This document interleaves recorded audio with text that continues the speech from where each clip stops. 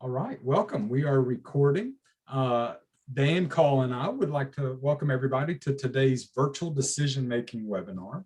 I will share our screen here momentarily, but just want to give you a little introduction. For those that don't know me, my name is Shane Barton. I work for the University of Kentucky's Community and Economic Development Initiative of Kentucky, and really support our downtown revitalization effort, coordinating programs and projects amongst our team members and communities throughout the state. And joining me today is Dan Kahl. And Dan, I'll turn it over to you for a quick introduction. Thanks, Shane. I'm Dan Kahl. I'm an associate professor in community and leadership development at the University of Kentucky, and I'm the associate director of CEDIK. Awesome. Thank you, Dan. So I'm going to go ahead and start sharing my screen, and we'll just move into the presentation. So most of you that know me know that, while this may feel like a formal webinar, we have to have fun as well. So, if you have questions, please feel free to add those to the chat box. We'll circle back to them. Dan and I will be paying attention to that. We've also got some really neat interactive features that we're going to show today that I hope you all will be able to participate in. But like I said, my name is Shane, and joining me is my awesome colleague, Dan. That's right. I'll got to add those superlatives when you can. I loved it. Yeah. So really the reason that we're here, we're all trying to reemerge from a pandemic that really changed the way a lot of us did our work. But as we were commenting before we started recording, that there are a lot of things that we've done during the pandemic virtually that we may hope that stick around, whether it's saving us travel time or whether it's allowing other folks with varying abilities to join conversations that they may not have joined previously, or whether we're accommodating folks that are struggling to find childcare. And then most certainly during the pandemic, that was the case. So really what we're hoping to talk about today are some of the things that we've learned over the last year and a half, doing engagement and working with communities and groups virtually. What we're saying is necessarily not that we want everyone to switch to this, but really what we're trying to suggest is that there may be a hybrid model moving forward where we may want to incorporate some of this virtual technology that we've been exposed to and been using as we move forward. So this presentation really builds off of a previous webinar that we did that focused on the introduction to virtual engagement. And our friends and partners at Brushy Fork Institute really helped with helping pull some of that material together with some of the work that has been going on as a part of the What's Next East Kentucky network. There really was a big commitment to focus on virtual engagement community conversations. But I don't want to go too much into detail on these expectations and sort of Zoom 101, but what I do want to do is make a reminder that when you're hosting something virtual, there are certain things to consider in terms of hosting a virtual conversation is different than hosting an in-person conversation. They both require different skills. But I think one thing that I want to remind folks is that engaging in these virtual spaces gives us an opportunity perhaps to challenge our in-person meeting bias if we think that in-person meetings are the only way to go. I want to believe that our meeting that we're going to have today, that we're having right now, will be meaningful and beneficial for folks. So there is some value. One thing that I will say is that there are particular considerations that we have to make when we jump into virtual worlds. Even though we may not be traveling or carrying our facilitator's guide or suitcase with us, we often do have to make different considerations. Working with tech can be challenging. It can be time consuming. There's glitches. If you all have been using Zoom, you may have faced that sort of anomaly of an update that you weren't expecting. So there are considerations that you have to make, but that's really not the purpose of this. I just want to remind you that there are things that you should focus on as you get into these virtual spaces. Excellent. So I introduced myself as my campus personality, but I also have for probably over 20 years done a lot of community facilitation And that includes everything from community visioning and strategic planning to organizational planning to really helping groups get focused.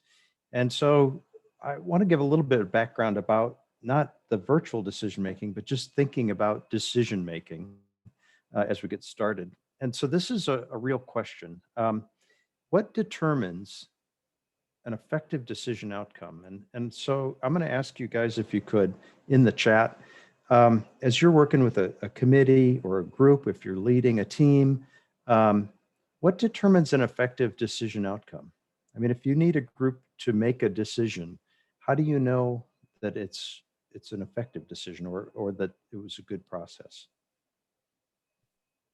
Can you chat an idea or two in the chat?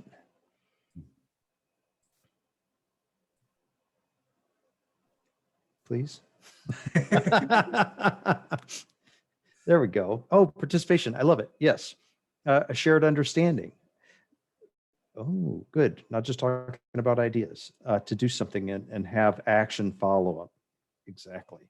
And so it's not just about, is the idea the right idea, but it's also a little bit about the process of building trust, of having people participate.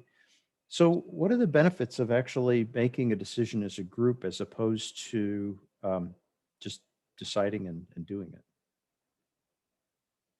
Again, this is just a quick response chat, but what are the benefits of making a decision with a larger group? Oh, you guys are way ahead of me. There's a lot of buy-in, skin in the game, different perspectives. Oh, I love it. Yeah, well, so this third question is a little bit of a rhetorical question. Shane, you want to tap that one more time? There you go. And so what determines the method of decision-making you'll use? And what I want to do, go ahead to the next slide, if you would, Shane, is really highlight that there are a lot of processes that are available to us to make decisions. And they're not always the best or most appropriate, but that's where we have to kind of pick and choose and decide what process is going to be the best process to reach an outcome. And if it's two equal solutions and nobody really cares, and you want something that's quick and effective, you might draw a straw or do a coin toss or something similar that says, oh yeah, let's just make a decision and move on. Sometimes decisions are made in life, not necessarily in our groups, but sometimes in our groups, by an expert. You say, well, let's turn to that person that's knowledgeable, and they're going to make the decision on all of our behalf. Sometimes it's an authority figure, a judge or the CDC. Sometimes they make decisions without consultation. Sometimes they'll, if it's your boss, for example, may have the authority to make the decision, but they'll do it after asking people's perceptions or ideas about it. Sometimes if you're in a committee, you may give the authority for decision-making to a minority group, like an executive committee, and say, you guys are free. We trust you. We know that it's going to be a good decision. We're not going to want to meet again. So you guys you people make that decision. It may be what we tend to do generally is majority voting. Let's see and how many people feel yes, no, and we'll go with the most votes. Or you may go through a process of decision-making by consensus. And consensus is something that we all kind of wish would happen. We all want everybody to agree. And sometimes we just move forward, assuming that they'll speak up if they disagree. Shane. So let me share this. This is actually a process that I've used with extension groups and committees, but I've also led it in my class. Jackie, you might recognize this. We call it the bean jar activity. And so you divide the group up into different teams, and they have the same decisions to make, but they use different methods to make those decisions. And what tends to happen then is that after they make the decision, you poll all of the members of that group and say, can you tell me how understood and listened to did you feel in that process? How much influence did you have in that group's decision making? How committed are you to making that decision work? How much responsibility do you feel in terms of following through or making the decision work? And how satisfied were you with the amount and quality of your participation? And over again, after having the groups report this out, what you tend to find is that the more involved people are in the decision-making process, the more voice they've had, the more involvement and actual authority to be able to weigh in and participate in that decision-making, then you have higher levels of commitment and responsibility and satisfaction with that process. So, next slide, Shane. As you think about decision-making processes, part of the reason that we're inclusive, I mean, in a democracy, we want everybody to be inclusive, but we start to realize that in a decision-making process, when we're inclusive, when it's done well, it leads to consideration of the needs of the broadest group of stakeholders, right? So everybody on your committee or everybody within the community or whatever kind of scope it is that you're trying to make a decision on the behalf of, the more investment and involvement and participation you have, the more you understand that issue from multiple perspectives. In turn, what that means is that the alternatives that are to be considered should be the alternatives that are the most acceptable to that group after considering all of those perspectives. Which then means that when you're involving them in the choice work of decision-making, they are both empowered and it's respectful to the needs of those that are impacted. And so through that inclusion in decision-making, it really allows people to identify and choose and follow through with the decisions they make. So when we're talking about virtual decision-making or any decision-making, we have to realize that the more inclusive and participatory that we can be, the more invested and sustained people will be or willing to share resources or willing to support that output and see it through to fruition. And so as you're working with communities or groups or committees or groups, again, this is just kind of a good rule of thumb of recognizing that effective group decision-making with participation will lead to more sustainable agreements. And so in fact, the facilitating sustainable agreements really does that. It follows that process of gathering very diverse points of view, building a shared framework of understanding, including which solutions are going to be acceptable that we can abide by, and then coming to that decision-making process. So I shared that. Oh, good job, Shane. You're keeping up with me. That's good. Nope. Because then when we're talking about virtual decision-making or really any decision-making, we're thinking about how do we do it? How do we engage those people and work through it? And Sam Kainer, this is the first version of the book. It's an older version, but the Facilitator's Guide to Participatory Decision-Making. There have been a couple of editions now. Looks at this process of actually kind of breaking it down and thinking about how do we come up with and listen to all those perspectives and then go from that very inclusive, divergent, creative thinking to coming down to some kind of a solution that we can work with. So a question here, again, a chat response question. What are some of those processes that you've used in order to brainstorm or collect as many broad ideas or perspectives as possible? What are some of the ideas that you've used to gather those? And have you done it online? Can you chat a response to that? Oh, I like surveys. Good. Poll everywhere. Yay. D, that's a good answer. You know, there's a lot of technology that's out there that we may or may not have actually utilized. And that's part of what we'll get to today within this. So Allie, bouncing ideas off of others may not happen online, but in the process of starting to kind of gather and get a sense of where people are at, surveys, word clouds, good answers, good answers. And discussion. So we're going to actually practice or talk about some of these. Shane, can you move to the next slide? Ooh, I like flip charts too. So one of the ways in process of doing this, moving forward, is to, well, especially with brainstorming, is establish some guidelines for brainstorming. And in order to do that, what you're trying to do is really create a safe space by establishing the rules for creative thinking.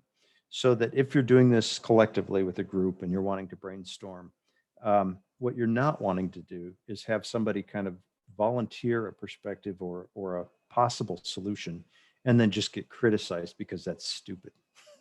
Because that it destroys the trust within the group, but B, it also stops everyone else from offering a solution. And so then you just kind of sit there and you're stuck.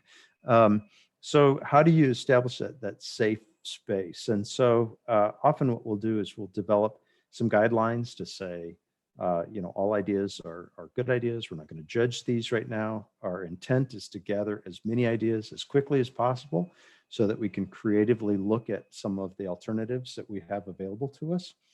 And so, for example, in person, you might say, write down as many ideas as you can on note cards in the next minute. What that allows you to do is empty your head of all these possible ideas before sharing them or starting to try to analyze whether it's a good idea or not.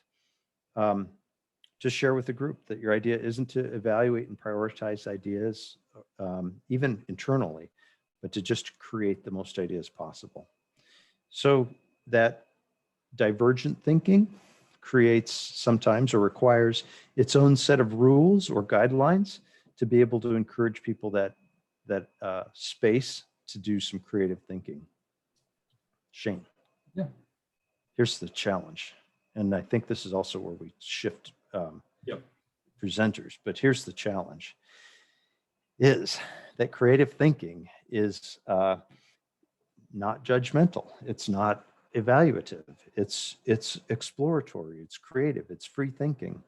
And it's actually a part of your brain that is designed to do some kind of creative, innovative idea generation, which is a different process of thinking than when you are analyzing, evaluating, or weighing different alternatives. So one is very judgmental and analytic, and the other is very creative and expressive and open.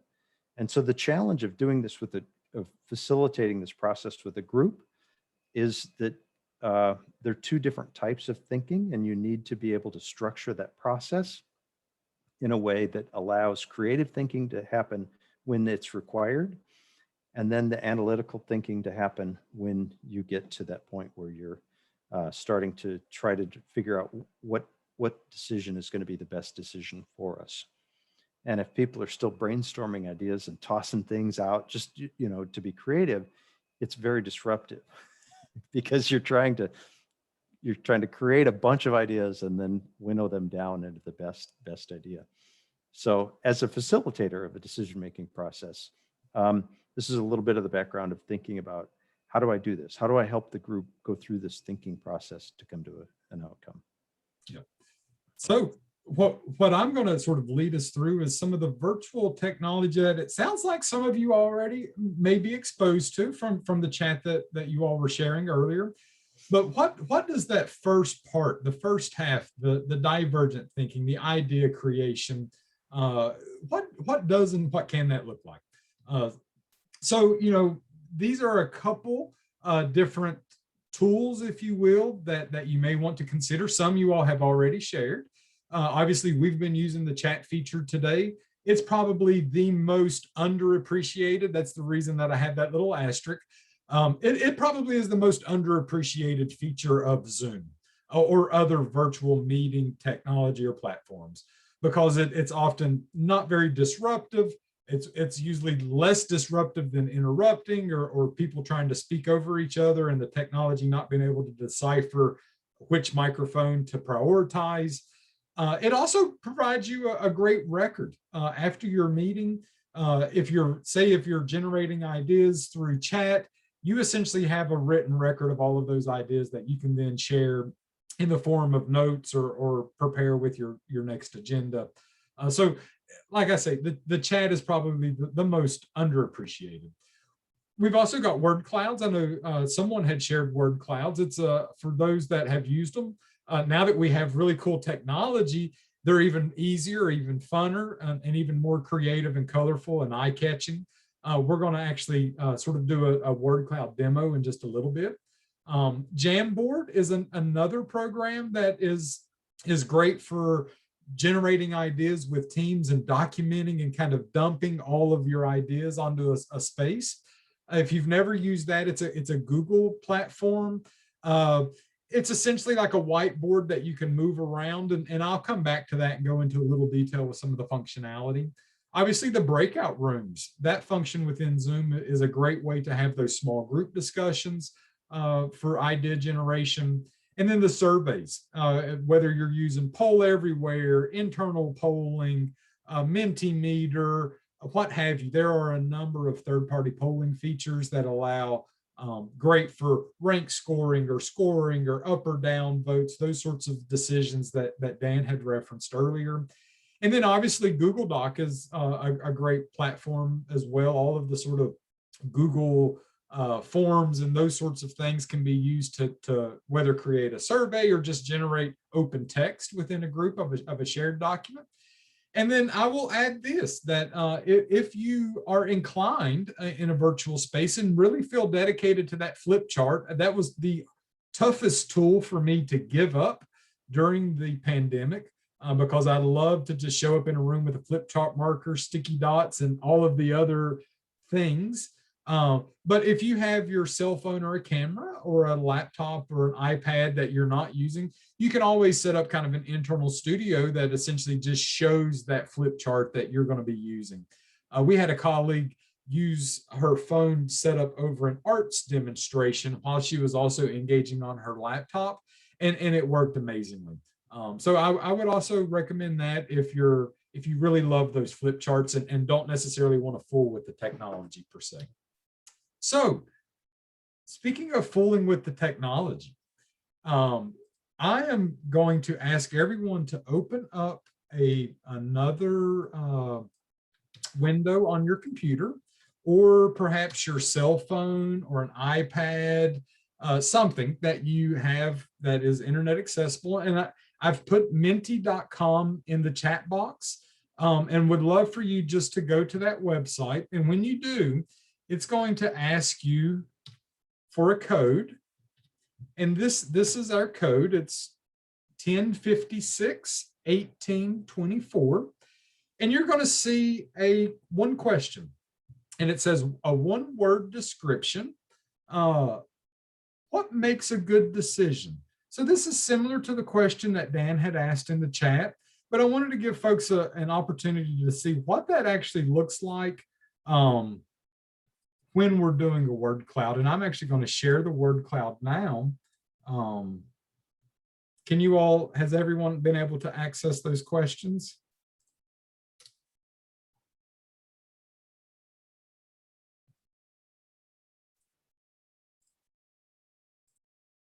There we go. So you should be seeing the word cloud generate as you all enter those questions. And as that keeps going, obviously you all know that, when we're dealing with word clouds, the things that are shared the most frequent are the largest, which is what gives us our differing sort of evaluative ideas. But in this section, we're not really thinking about evaluating as much as just sort of getting a sense of what words people are sharing. This has been really useful for me when I'm thinking about vision or mission. Some of those simple one-word responses that evoke emotion are great. Sort of descriptor words, adjectives. Word clouds can be great. Again, they can be downloaded. They can be used as a attachment or a tool within your sort of planning documents if you're working on a strategic plan, for instance. But it can just be a great tool. And most of these software programs create the creative piece for you. You don't have to be too artistic. You literally just have to answer 3 survey questions and kind of go with the flow. So we can see collective, inclusive, equitable, buy-in. I think we could wrap this presentation right here. It seems like you all. And we're done. Every time. So I often use the Mentimeter. I don't know, it has become my go-to in terms of the word cloud. it allows one word poll everywhere that was shared earlier, also has a word cloud function. I think it'll allow you to put in a phrase of up to so many words as well. Mentimeter's free. I've used it and become comfortable with it. It also has a number of other question suites for surveys and things like that. But I'm going to go ahead and switch us back to our presentation here. So it's really simple to set up on the back end. You literally just go to mentimeter.com, create a free account, and it's pretty intuitive. If you start to set these up and want any assistance, feel free to reach out to me, and I'd be more than willing to help walk you through it. So this is a Jamboard. This is a static image of a Jamboard that I had worked on with a community. So these are real responses from real people. Excuse me. But the way that it works is like any other Google platform, you sign in. You can also join anonymously. So if you don't have a Google account, you can join. The only thing that may prevent you is if you have like a paywall or some sort of an IT security wall that prevents you from entering into this virtual space with Google. But the way that this works is it kind of pulls on my favorites, whether it's the flip chart with sticky notes or Post-it notes. It really is kind of the virtual world of a flip chart. So up at the top or on the left-hand side, you'll see an image of little icons. It gives you a lot of functionality. So you can write, you can erase what you've written. There's a select tool. So if you want to select a sticky note and move it around, you can, or text boxes. The way that this works is all of those colored squares that you see are essentially what this program calls a sticky note. And you can grab it and pull it into the screen and then type what you see in that box. So the way that we use this is we were thinking about sort of community needs and community ideas. It was really kind of a parking lot of ideas, if you will, just brainstorming things that the group wanted to talk about. And the sticky notes sort of represented the categories, and then other folks added text boxes of details. This is a living record and a living document for this group, and we often go back to it. And in fact, are starting to plan to check off some of the ideas that are listed on the right-hand side. So while it's not our plan per se, it is a tool that we can often go back to and say, hey, let's look at our ideas. Let's see if these things are connecting. Jamboard, again, is free, and you can have a lot of users on it at one time generating ideas. Small group discussions can be amazing. I think, we've seen a lot of research come out during the pandemic that for the prime and optimal conversation in a virtual space, it's 3 to 5 people on a screen. And that feels about right. If you've been in a room with 4 people, it feels comfortable. When you start to see 9, 12, 2 screens of people on Zoom in particular, it feels a little harder to have a conversation. So joining breakout rooms can be a great way to get in a small group, have a comfortable conversation, generate ideas. But remember, all of this is happening under the auspice and under the umbrella of the rules that Dan had referred to a minute ago that the group has to establish. Because you all know what happens when you put a bunch of chatty Cathys like myself into a small breakout room without firm directions. We may just have a conversation. We may get to the topic, but there has to be some firm direction there. Dan, was there something that you'd like to add? No, I'm just laughing at you. but it's the truth. You're right. The reason that those directions and insight and kind of rules of the road of how we're going to do this are really important. It's a very key point, and it deserves being reinforced and brought up and being made very kind of explicit, because you're right. When you're changing venues within online, yeah, it feels like, well, you're in a whole new setting and all rules are off, and they're not. You're kind of facilitating the structure of each of those. Yeah, when you don't see the facilitator on the screen that had been the driving force, sometimes you lose a little focus. And I've been on both sides of that coin, so I can completely understand. But the other thing that I love about breakout rooms is that they're very focused and very timed. Whether you want to have a 5-minute conversation, a 2-minute conversation, a 45-minute conversation, you can set that up.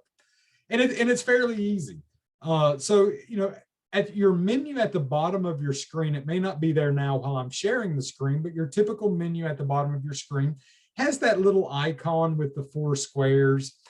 It almost looks like a Microsoft icon of sorts, but you basically click that and it allows you to start to create your breakout rooms. I will say this is sort of a moment to also remind you that a lot of this function is dictated by the settings that you enable or disable. So if you don't see that, you may have to go back into your settings and make sure it's enabled, or look at the subscription type that you have. That can also dictate how long your meetings can be. But what I love about breakout rooms is that you can assign them to people. So if you have a couple of folks in the room that you'd love to have in conversation together, you can pre-assign them. One thing that we've done in community conversations with the What's Next East Kentucky community is we've asked folks beforehand kind of what their priority is or what their preference is in terms of a topic. And we have put them in rooms together by thematic focus. So maybe we'll have a room of folks who are interested in tourism, or a room of folks who are interested in environmental recreation or motorsports or what have you. So you can be thematic. You can also assign them manually in the moment. I wouldn't necessarily recommend that. And if you do, I would also remind you that this is one of those moments that virtual facilitation takes a little more people power and a little more people hours, and you may need a technical support person to help you not only facilitate and be active on screen, but have someone also to help you move people around in those rooms. The other option is to allow folks to self-select. So again, we have done this where we've established rooms that are sort of thematic or topic-based, and folks sort of self-select what conversation they'd like to have, or they're given the opportunity to bounce around to a couple different conversations if they'd like. It's fairly intuitive once you click on that. The menus that you see here really are just sort of radial buttons that you'll select. You'll see the specific rooms. You'll see all of the people in your room, and you can start to assign and move people that way. When you assign, it's essentially just a checkbox, again, with radial button selection. I love this function if done right, and if the folks are really engaged. What I will say, just to reiterate, is that great direction before the breakout room begins, and even the facilitator popping in each room as a reminder is a great thing to also add as a sort of practice as well in these spaces. So we have a lot of ideas, right? What do we do? Dan, what do we do? This is a great segue. Yeah. So the challenge with that early divergent thinking is you're trying to create a whole bunch of ideas. So if you worked it really well, now you've got hundreds of ideas and you're trying to get a group to decide on them. And there's just way too many possibilities. And when you facilitate planning groups in person, what you might do is have tables discuss and identify, weed out duplicates, and prioritize which ideas they like, and then have the table groups kind of in a round robin share out. You can do the same thing with virtual groups. You can assign a team one, right, or group one, a topic, give them those instructions, and then have them feed out. And so all of a sudden, from 100 varied ideas, you have, say, 100 people, you have 10 groups. Each 10 group reports out, and you compile those top ideas. And you can move from 100 ideas down to maybe a dozen, 15, pretty quickly. And so again, you're asking them to eliminate duplication and or maybe even prioritize within their group. So that's one idea of a way to utilize those subgroup breakout rooms virtually. In order to do this, though, there's this challenge, right? You're moving from creative ideas to you're starting to shift into this analytical thinking. And often we use different criteria for analyzing what we want. That's just being human. We like the decisions that serve our needs the best. I mean, that's just typically how people respond.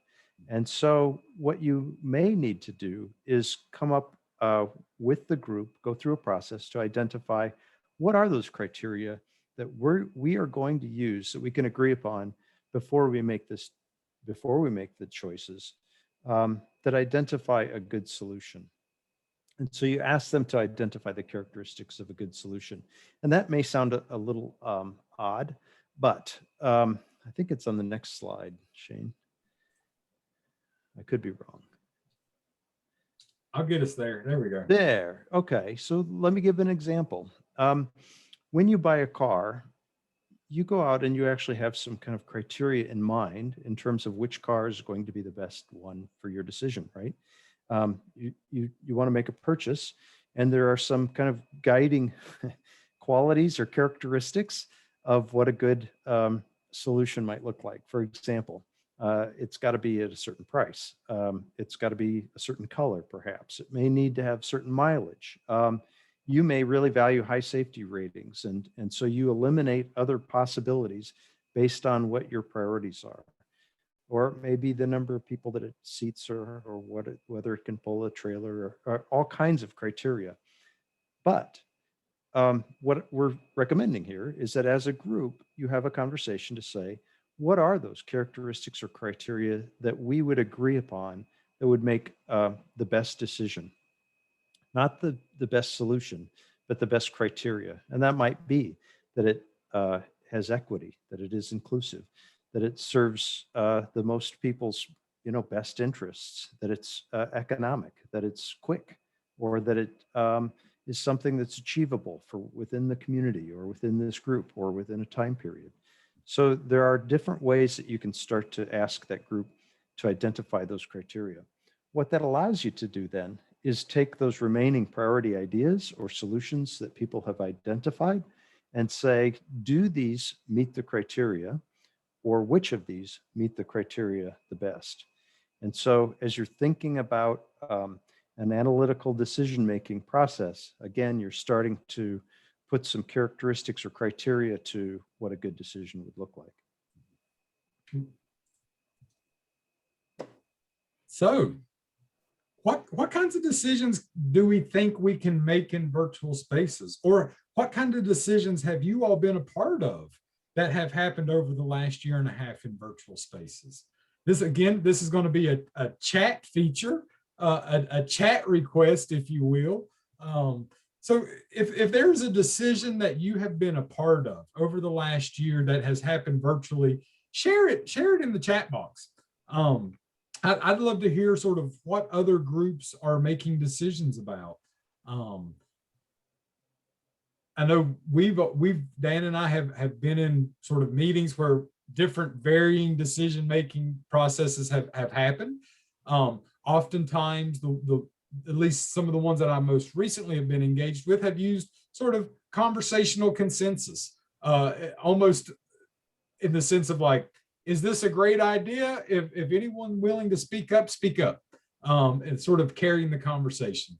But I think what I want to reiterate just again, and I will come back to this perhaps once or twice more, is that establishing those rules before both the idea generation and then the sort of analytical piece of decision making is critical. And that's really where the sort of transparent decision making processes happen, because we all want to feel included, but part of feeling included is also transparent communication around the decision and being able to explicitly state how that decision was made can be critical in conveying why that was an inclusive decision or why it was equitable for folks. It's always great to document that. So we've seen some great stuff. Dee shared, figuring out how or what mentees need to be successful, probably with students, decisions on projects and how or what to present, using the Zoom polling feature to vote on decisions. Great idea. So let's see. We've got a list here of different voting decision-making methods. And I'm sure you all are probably familiar with these and probably use them subconsciously without even thinking about them. whether we're talking about a modified consensus where we're working through sort of an agreement or negotiation of agreement, if you will, or whether we're talking about ranked choice of a variety of options or scenarios. Those simple up or down votes, yay or nay votes, are one way of casting these ballots, if you will. Doodle poll is probably, as Dan and I were putting this together, we came to the realization that the doodle poll was probably the virtual decision-making tool that we had been using the longest and didn't even really consider it a virtual decision-making tool.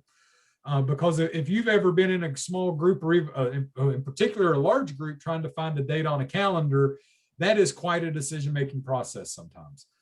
So, Doodle is a great example. The internal polling feature on Zoom, I think someone just shared that as well. Jamboard, Mentimeter, Poll Everywhere, Kahoot, all great online platforms. And this is just the tip of the iceberg. There's so many of them out there. One thing that I will add is that many of the virtual programs that you use to generate ideas can also be utilized in a way that helps you refine and make decisions as well. Whether it's using Mentimeter to derive a word cloud and then using the polling feature to prioritize or rank those particular words. So again, a lot of these programs can be dual use depending on the structure and the framework that you approach them with. So I'm going to share a couple examples of virtual decision making, virtual decisions that have been made. All right, there we go. Here's a great example and a cautionary tale, because you have to have you've got to have a little fun with this sometimes. The state of Minnesota Transportation Department had a virtual contest to the public for naming their snowplows. There were 120,000 plus people responded, and you were able to vote for your top 8 choices. Well, what that process got them was a bunch of really funny names that the transportation department is going to have to own, because they set that rule for the public to be able to name those plows. So the number one, Plowy McPlowface. There's some really fun ones on here, but so while it's also a cautionary tale, I think it's also a tale that we have to think sometimes being creative and having some fun can really get people engaged. The one thing to note from this is that this kind of fun activity from a very mundane sort of action of plowing snow actually got people in Minnesota to pay more attention to communications from the transportation department about inclement weather. So while they're having fun and they're kind of sacrificing some of these silly names, they're also really connecting with people and letting them know about maybe some treacherous conditions we had this last winter. So just a little fun cautionary tale. Yeah, Shane, let me just back up there. You noted that there were 122,000 plus people that weighed in that are now also paying attention. They put the snowplow map up with the plows and their names and where they're at so that people can tell which roads are cleared in a live feed.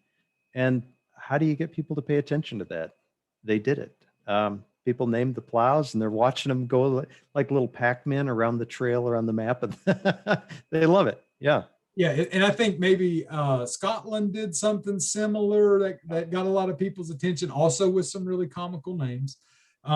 So, I think what this reemphasizes really is that inclusivity can actually get you to buy into whatever the future message is, sort of going back to some of those previous slides. Here, I just want to reemphasize that while there are a lot of complicated features out there we can use through third party, whether it's Mentimeter, Poll Everywhere, or what have you, the internal polling feature in Zoom is pretty simple and pretty easy to work on, even in the fly, in particular if you have a tech support person with you. Oftentimes with the What's Next East Kentucky community, Jackie and her tech support folks at Brushy Fork are able to generate these things in the moment as we're having conversations. Not only is it in real time, but the responses are also in real time. So while we haven't necessarily made those decisions, we have used it in that scenario of just setting it up fast paced. It's fairly doable. But the other thing that I want to also sort of reference here is that polling features and decision making and these tools are also excellent tools in evaluative ideas. So I want to go back to Dan's slide. If you think about Dan's slide that asked you about how you felt around that decision making process, and I would offer that anytime you're doing a virtual presentation where you're making a decision, that you have a question set similar to what Dan set up, almost as an evaluation of your meeting that day. And you could easily set that up in poll within Zoom to be able to see, was this an effective decision-making process or meeting? And I think I would invite you to pull those question sets from the recording and use those as sort of meeting evaluation or decision-making evaluation. So here you can add in multiple examples, and Dan, I think you just chatted, so I'm going to turn it over to you to share your point there.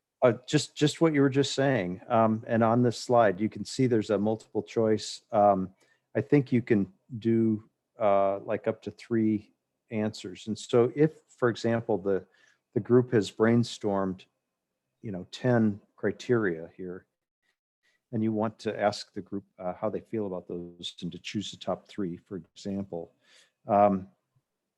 then the polling will show you which of those criteria are most accepted from the group.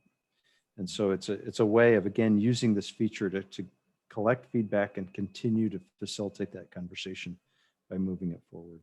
And I also believe you get a document. You get some sort of a record of that you can include in your sort of ongoing notes or program materials, those sorts of things. Yes. So just sort of briefly, as we start to sort of move to the end here, while this has mainly focused on Zoom, I want to share that there are a lot of other sort of virtual platforms that you can use to have these interfaces, whether we're talking Zoom that we're using today or Skype that we maybe used years ago when it was kind of the new hot thing, or Google Meets, Microsoft Teams, Facebook Rooms. There are a lot of sort of virtual spaces now that people are using.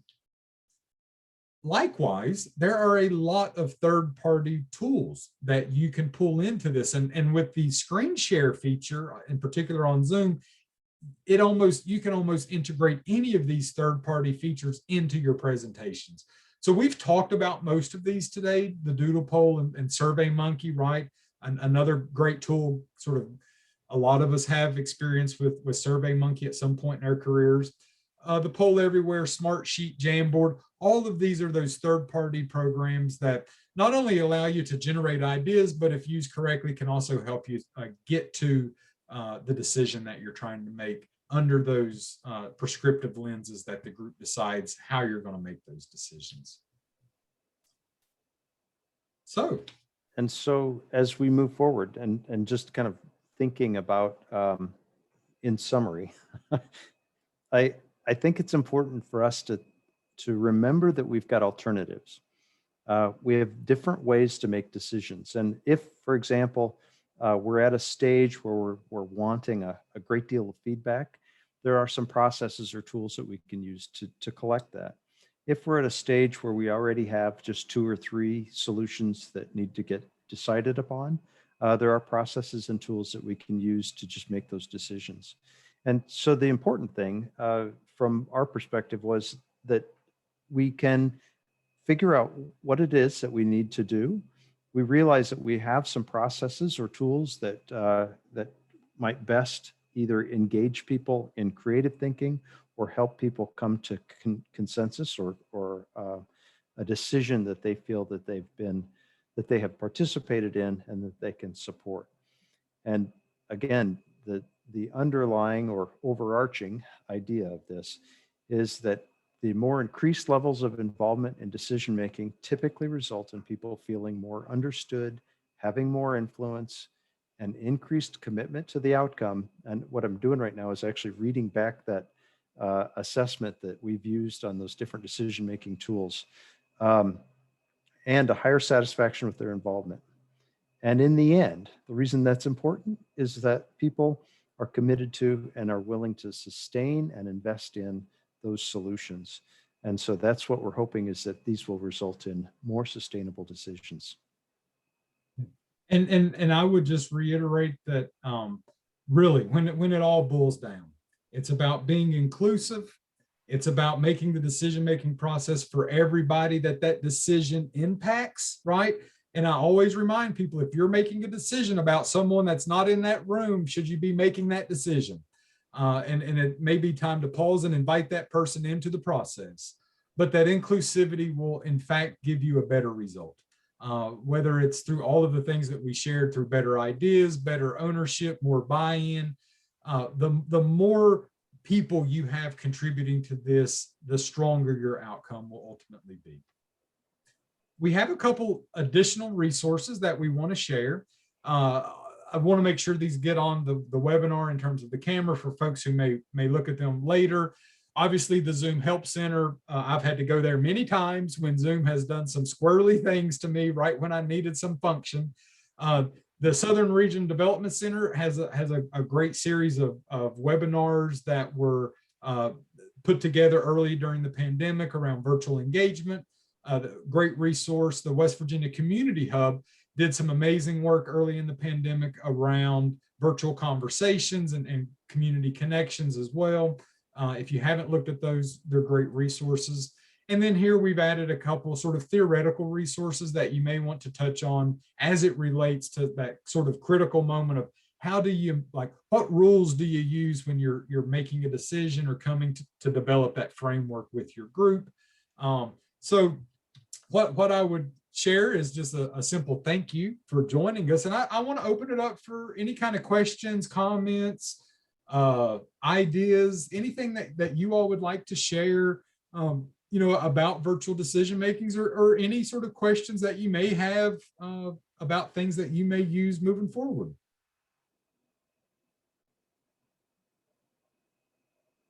And while we'll take any of them, Melissa earlier had posted a really great experience that she had with Breakout Rooms, and I didn't know if you could tell us about what made that successful. Hey guys. Hey. I was in it was actually part of we were figuring out how to transition a conference, a national level conference, from a very small to being in person to going virtual. And they ended up having pre-planned Google Docs. They also did some pre-work where they had someone be the recorder. And that was the first time that instead of just, here's a list of questions, they run them off to you really fast. This is what I want you to discuss. Here, go into your, breakout session. They had done all this background work to have someone be in those positions that we would normally do in person in small group. Normally do that kind of work if you were sitting in a room, but they had done it and then applied it to that virtual setting. And we got so much done during that setting, and everyone could feel like they contributed because those things are already set in place. One of the great things about that, Melissa, it's kind of what Shane talks about, this pandemic pivot, is that we've got to think, okay, virtually, what processes do we have to go through? Who needs to be where? And how do we facilitate that conversation and gather those ideas and move that forward? But that sounds like an excellent example of folks that had planned that out and utilized resources really well. And I would add that part of that footwork is really what makes virtual spaces rewarding, because it can be a little overwhelming. And that's kind of what I was trying to hint at, that, when you facilitate virtual spaces, it takes different support than the type of support we typically or traditionally have in a room when we're facilitating. When I'm in a room with my flip charts, I never think about like my technology needs, other than, is my laptop going to talk to the projector today? And we all have been down that road. But having those things set up, and I think this goes back to what Carrie was talking about in her chat about sort of apprehension around using breakout rooms. and sort of having the pressure of setting those up or being in rooms where there have been technological catastrophe as they're trying to make them happen. Anything that you can set up in the virtual space beforehand is just benefiting the group that's participating in it. Whether it's, and I will say that Jacqueline does an amazing job with the what's next coordination, because every meeting we come into, the agenda is ready, the Google Doc is ready that we're rolling through. The way that she's sort of working us through the agenda and making decisions, we keep sort of affirming that. And it's just a different type of technological facilitation. It really is. It was probably the biggest challenge for me, because I'm kind of a natural in front of people with a flip chart. I kind of feel like you can just turn me on and put me in front of a room, but it's way different when you're looking at everyone on a screen like the Brady Bunch. It is. Jacqueline, do you have that link to the West Virginia hub? Shane's I had it bookmarked and the link is broken. I okay. recently redid the website though, so maybe I think it was like an upload to their website, so maybe it just has a new link. That's what I'm hoping, Jacqueline, because I've been using this same link for a good long while now. And it really is great. And honestly, the What's Next East Kentucky kind of virtual facilitator guide that Shane was kind of referencing is something that they've created, something very similar to that, and have a downloadable Google Doc template that people can use. And it kind of already outlines all the key things that you would have to think about when you're hosting an event online. So that was super helpful. Excellent. And what I will just add here, if you would like examples of any of the facilitation tools that we've used or the guides that we've created, let us know. And we'll be more than willing to send you a version or a scanned version or something, so you can kind of see. In many ways, it looks really similar to how a traditional facilitator's guide would in person, but it just maybe has another column for technical challenges or needs. The other thing that I would offer is if you decide that you want to go down this pathway of using virtual spaces or making some decision-making processes or designing them, and would like to brainstorm or bounce ideas off, feel free to reach out to Dan or myself, and we'd be more than willing to at least respond and give you some insight or some examples or pull from our own experience on that. Because really, it's pretty complex, and we just touched the surface of a lot of this stuff today, and we could really dive into, we could spend an hour talking about ranked choice or modified consensus. You can get in the weeds pretty quick with that stuff. Yeah, I love it. If there are other resources or other questions, yeah, please share if you have resources that you found to be really helpful.